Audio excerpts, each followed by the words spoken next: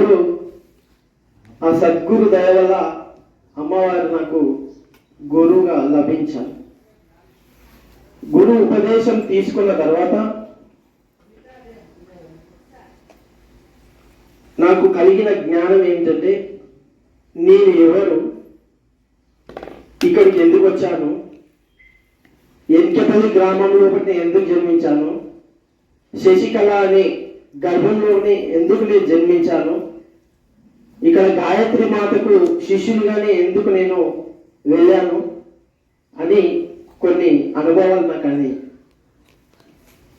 అయితే గురు ఉపదేశం తీసుకున్న తర్వాత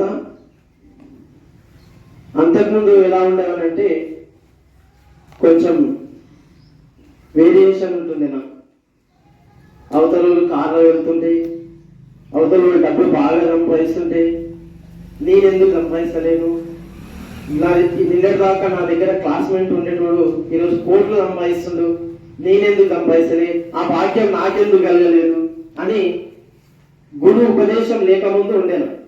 గురువును ఉండిన తర్వాత అమ్మగారి దయ వల్ల నాకు ఆ జ్ఞానం కలిగి ఆ వేరియేషన్ అనేది దూరం అయిపోయింది. ఇప్పుడు చాలా ప్రశాంతంగా ఉంది. కోట్లు ఉన్నా ఇలాంటి ప్రశాంతత దొరకదు. ఎన్ని కోట్లు ఉన్నా ఇలాంటి ప్రశాంతత అనేది దొరకదు.